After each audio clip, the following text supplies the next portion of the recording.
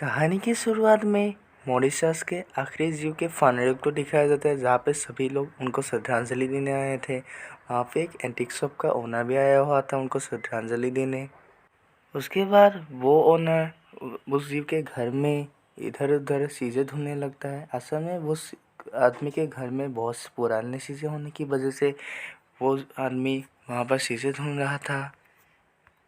उसके बाद वो आदमी बहुत ढूंढने के बाद एक बॉक्स को ढूंढता है जो कि बहुत पुराना लगता है और उसे वो बॉक्स बहुत पसंद आता है, इसलिए वो बॉक्स वो वहाँ से चुरा के ले आता है।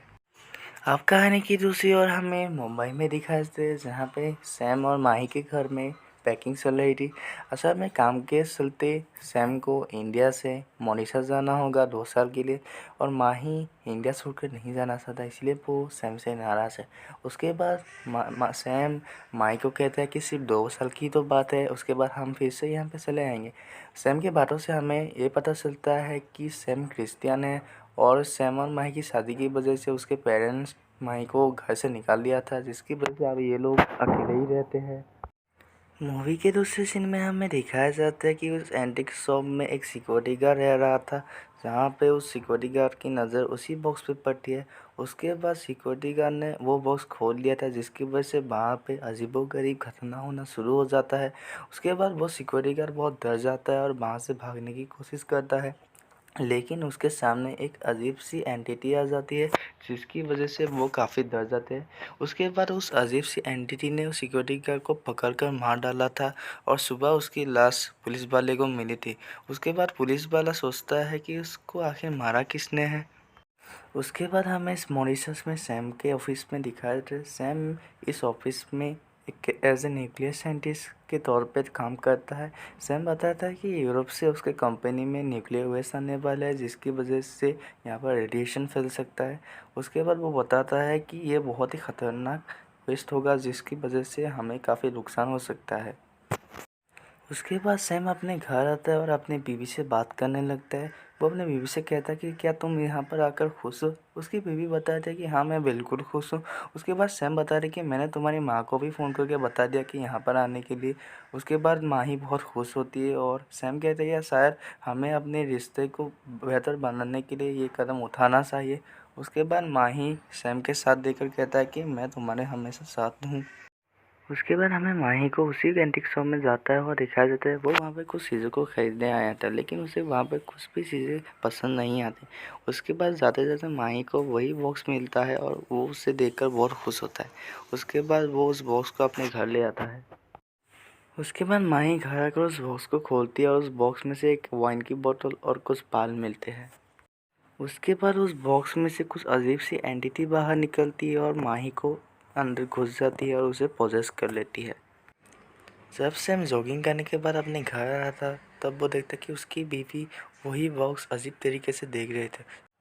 उसके बाद माही जब नहाने के लिए बाथरूम जाती है, तब वहाँ पर माही को बहुत अजीब फील होता है। उसके बाद माही के सामने एक लटकती हुई लड़की आ जाती है, जो कि जिसको देखकर माही बहुत डर जाती है और वो वहाँ से भाग जाती है। उसके बाद माही सीधा डर के मारे सैम के ऑफिस पहुँच जाती है और माही को वहाँ पर देखकर सैम भी बहुत अजीब फील करने लगता है। उसके बाद माही सैम को सब कुछ बताती है कि उसके घर में कोई है, कोई बुरी आत्मा है जो कि उसे डराने की कोशिश कर रही है। उसके बाद सैम कहते कि ये नहीं, तुम बहुत थक गए हो शायद, ये तुम्हारा हेलुसिनेशन है और कुछ नहीं, लेकिन माही नहीं मानती। उसके बाद सैम कहती है कि तुम्हारी माँ जल्दी हमारे घर आएगी, तब सब कुछ ठीक हो जाएगा, चिंता मत करो। उसके बाद सैम और माही जब रात को सो रहे थे, तब सैम को उसके घर में किसी कदमों की आवाज़ सुनाई देती है। ये सुनकर सैम जाग जाता है और ढूंढने लगता है कि कोई चोर तो नहीं उनके घर आ गया। उसके बाद सैम एक कमरे में जाता है और एक स्टैचू की ओर आगे बढ़ता है। उसके बाद वो घबराहट कर देखता है कि इसके अंदर कोई चोर तो नहीं, लेकिन वहाँ पर कोई नहीं था। ये देखकर सैम बहुत खुश होता है और जब वो वापस जाने की कोशिश करता है, तब एक जगह से वो नीचे गिर जाता है और उसे चोट लग जाती है। अगली सुबह वही पुलिस वाला सैम के घर आता है और सैम उनसे पूछने लगता है कि कल शायद मेरे घर में सो रहा था। उसके बाद पुलिस वाला कहता है अगर मुझे कुछ सबूत मिलता है तो मैं आपको बता देता हूँ। मूवी के दूसरे सीन में हमें दिखाया जाता है कि सैम एयरपोर्ट में अपने फादर का इंतज़ार कर रहा था। उसके बाद जब सैम उसके साथ फादर के साथ गाड़ी में बैठकर जा रहे थे, उसके बाद उसके फादर पूछते हैं कि सब ठीक तो है। सैम बताता है कि हाँ सब ठीक है, लेकिन सैम की उदासी देखकर फादर समझ गए थे कि सैम को कोई प्रॉब्लम है। जब फादर सैम के घर में एंट्री करते तब उन्हें बहुत अजीबोगरीब चीज़ों का महसूस होता है, जिसकी वजह से वो परेशान होने लगते हैं। उसके बाद फादर को फाइनली वो बॉक्स मिल जाता है और वो बॉक्स देखकर फादर को बहुत हैरान होती है कि ये बॉक्स यहाँ पर कर क्या रहा है। उसके बाद फादर सैम को बताते हैं कि वो बॉक्स शैतानी है। उस बॉक्स का नाम डी बुक है और ये ज़्यूस लोग स्पिरिट्स को कैद करने के लिए इसे यूज़ करते हैं। ये सुनकर सैम को बहुत हैरान होती है कि आखिर ये डी बुक बॉक्स उसके घर में कर क्या रहा है। उसके बाद फादर सैम को रब्बा मनीमा के पास जाने के लिए कहते हैं, जो कि ज़्यूस के एक प्रीस्ट है और ये वही इस प्रॉब्लम को सॉल्व कर सकते हैं। उसके बाद फादर के कहने पे सैम रब्बाई बनिया के पास जाता है और उनसे पूछने लगता है कि यहाँ मेरी बीबी पॉजेस्ड है किसी स्पिरिट के अंदर। उसके बाद रब्बाई बनिया में बताता है कि नहीं, तुम्हारी बीबी पॉजेस्ड नहीं है। दीपक बस सिर्फ 2 ही कंडीशन में लोगों को पॉजेस कर सकते हैं। उसके बाद सैम को माही का कॉल आता है और माही सैम को कहने लगते हैं कि तुम्हारे लिए गुड न्यूज़ है। सैम कहने लगता है कि क्या गुड न्यूज़ है। माही कहने लगती है कि तुम जल्द ही बाप बनने वाले हो। ये सुनकर सैम बहुत खुश होता है। सैम की ये बातें रब्बाई बिनिया भी सुन रही थी और जब उन्हें पता चलता है कि सैम की बीबी प्रेग्नेंट है तब वो बहुत डर जाते हैं और सैम को बोलने लगते हैं कि तुम्हारी बीबी शायद पोजेस्ड है। असल में डीबुक की स्पिरिट ने तुम्हारी बीबी को नहीं, तुम्हारे बच्चे को पोजेस किया है। डीबुक स्पिरिट सिर्फ 2 ही कंडीशन में लोगों को पोजेस करता है, या तो वो कोई मेंटली डिस्टर्ब पर्सन हो या फिर कोई बच्चा हो। ये सुनकर सैम की तो पैरों तले ज़मीन हिल जाती है। अगली सुबह जब सैम रब्बाई बनी में से मिलने जा रहे थे तब उससे दूसरा बड़ा झटका लगता है, क्योंकि रब्बाई बनी में की मौत हो चुकी है और रब्बाई बनी में ही एक आखिरी उम्मीद थी सैम के, जो कि इस प्रॉब्लम को सॉल्व कर सकते थे। उसके बाद सैम मदद मांगने के लिए रब्बाई बनी में के बेटे मार्कस के पास जाते हैं और मार्कस कहने लगता है कि मैं तुम्हारी मदद करूँगा, लेकिन इससे पहले मुझे तुम्हारी बीवी का लड़का हो गया या लड़की ये जानना बहुत ज़रूरी है। उसके बाद सैम मार्कस से पूछने लगता है कि अगर मैं अपनी बेबी का अबॉर्शन करवा दूँ तब क्या ये प्रॉब्लम सॉल्व नहीं होगी। तब मार्कस कहने लगता है कि नहीं, इससे कुछ नहीं होगा। उसके बाद मार्कस सैम को एक लॉकेट देता है और कहने लगता है कि ये हमारी एक पवित्र लॉकेट है और ये तुम्हें बुरे आत्माओं से बचाएगा। उसके बाद वो लॉकेट वो मार्कस को दे देता है। उसके बाद मार्कस के कहने पर सैम ने अपने घर के सारे शीशों या तो तोड़ दिए थे या तो उससे छुपा दिए थे, ताकि माही उस शीशे के रिफ्लेक्शन को ना देख पाए। उसके बाद माही और सैम जब जॉगिंग करने के लिए बाहर जाते हैं तब उनके नेबर का कुत्ता माही पर बहुत अजीब तरीके से भौंकने लगता है, जिसे देखकर सैम को बहुत अजीब लगता है। उसके बाद माही भी उस कुत्ते को बहुत अजीब तरीके से देखने लगती है। उसके बाद माही जब रात को सो रही थी तब वो अचानक से गायब हो जाती है और सैम उसे ढूंढते हुए पूरे घर में ढूंढ रहा था। पूरे घर में ढूंढने के बावजूद भी सैम को माही नहीं मिली, इसलिए वो बाहर चला जाता है माही को ढूंढने के लिए। बाहर जाकर सैम देखता है कि माही एक वॉल के ऊपर अजीब तरीके से चल रही थी। उसके बाद सैम माही को आवाज़ देता है कि माही तुम बाहर से उतर जा। सैम को देखकर माही वहाँ से ऐसे उतर जाती है जैसे वो स्पाइडरमैन हो। उसके बाद ये देखकर सैम बहुत घबरा जाता है कि कहीं उसके बच्चे को तो कुछ नहीं हुआ। उसके बाद वहाँ पर मार्कस आ जाता है और मार्कस माही को पकड़कर उससे पूछने लगता है कि तुम कौन हो। उसके बाद माही जवाब देती है कि मेरा नाम इब्राहिम इजरा है। उसके बाद मार्कस ये पूछने लगता है कि तुम करने क्या आए हो। उसके बाद माही जवाब देती है कि मैं पूरे मॉरिशस को बर्बाद करने आया हूँ। ये कह के ही माही वहाँ पे बेहोश हो जाती है। उसके बाद मार्कस उसी यहूदी आदमी के घर में जाता है जिसके घर से वो बॉक्स लाया गया था, ताकि कोई उस बॉक्स के रिलेटेड डिटेल्स उसे मिल सके। मार्कस के वहाँ जाते ही दिवोस के स्पिरिट ने मार्कस पर हमला करना शुरू कर दिया था, क्योंकि वो नहीं चाहता था कि मार्कस को उसके बारे में कुछ पता चले। उसके बाद वो मार्कस को जान से मारने की कोशिश करता है, लेकिन मार्कस के पास उसका एक लॉकेट होने की वजह से वो स्पिरिट उसका कुछ नहीं बिगाड़ पाती है और वो वहाँ से भाग जाती है। उसके बाद मार्कस को फाइनली ढूंढने के बाद डेवोस बॉक्स के रिलेटेड एक बुक मिलता है और वो वहाँ से लेकर चला जाता है। मार्कस उस किताब में पढ़ता है कि 1961 में मॉरिशस में अब्राहम इज़रा नाम का एक लड़का रहता था, जो कि एक यहूदी लड़का था। वो नोरा नाम की एक क्रिश्चियन लड़की से बेहद प्यार करता था और ये दोनों एक दूसरे से बहुत प्यार करते थे। मार्कस के पिता मॉरिशस के एक जाने-माने बिजनेसमैन थे और एक कट्टर यहूदी थे, और वो क्रिश्चियन लोगों को बिल्कुल भी पसंद नहीं करते थे। इसके अलावा भी मार्कस के पिता काला जादू करते थे। उन्हें लगता था कि उनके पास जितने भी पैसे, फेम है, ये सब कुछ उनके काले जादू की वजह से ही है। एक दिन नोरा इज़रा को बताते हैं कि वो उसकी बच्चे की माँ बनने वाली है। ये सुनकर अब्राहम इज़रा बहुत खुश होता है। वो कहने लगता है कि वो अपने पिताजी से बात करेगा उसके शादी के लिए। लेकिन इज़रा के पिता इसके बहुत खिलाफ थे, क्योंकि वो क्रिश्चियन के लोगों को देख नहीं सकते थे। इसीलिए वो इज़रा और नोरा के रिश्ते को नहीं मानते और उनके शादी को बिल्कुल भी परमिशन नहीं देते। उसके बाद अब्राहम इज़रा ने नोरा को चिट्ठी लिखी कि वो उसे भूल जाए, क्योंकि उनके शादी को उनके फादर नहीं मानते। ये सुनकर नोरा का दिल टूट जाता है और उसने फांसी लगाकर सुसाइड कर लिया था।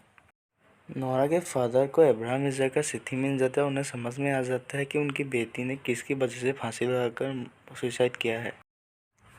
उसके बाद नोरा के फादर पूरे गांव वालों को एक साथ लेकर अब्राहम इज़रा के घर में जाते हैं और उससे और उसके फादर को बहुत मारते हैं। गांव वालों ने अब्राहम इज़रा को इतना मारा कि अब्राहम इज़रा खुद उठ नहीं सकता था।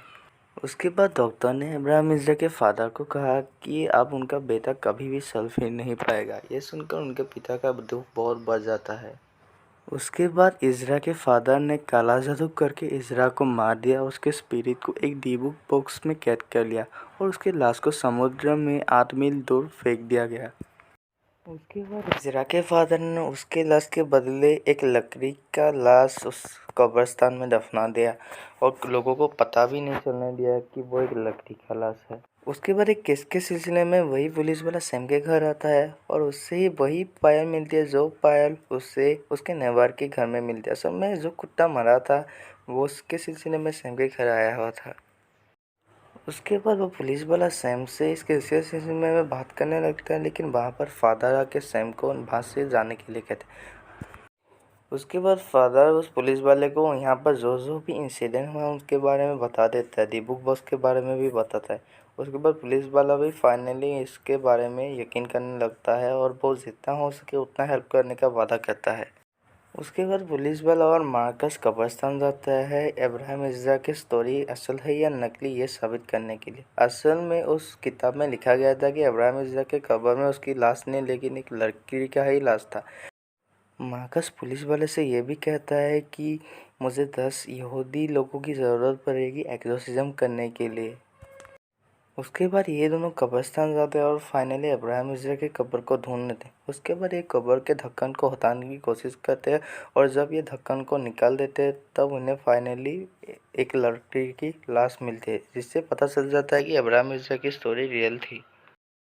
उसके बाद हमें सैम के ऑफिस में सैम को दिखाया जाता है, जो कि कुछ काम के सिलसिले में बाहर आया हुआ था। उसके बाद सैम को वही पुलिस वाले इलेक्ट्रिक शॉक देकर बेहोश कर देता है। उसके बाद हमें दिखाया जाता है कि सैम को कुर्सी में बांधकर सभी लोग उस पर घूर रहे थे। तो दोस्तों अभी फिल्म का ट्विस्ट रिवील होगा। मार्कस सैम को बताते हैं कि सैम पोजेस तुम्हारी बीवी नहीं, पोजेस तुम हुए हो। ये सुनकर सैम बहुत हैरान फील करता है। मार्कस सैम को बताता है कि उस रात जब तुम तुम्हारी बीवी का पीछा करते हुए बाहर आ गए थे, तब अब्राहम इज़रा ने तुम्हारी बीवी के शरीर को छोड़कर तुम्हारे शरीर में घुस गया था और इसीलिए तुम पोजेस हो गए थे। मार्कस सैम को ये भी बताता है कि जब मैंने तुम्हारी बीवी से पूछा कि तुम कौन हो, तब तुम्हारी बीवी ने जवाब नहीं दिया था। तुमने ही जवाब दिया कि तुम अब्राहम इज़रा हो।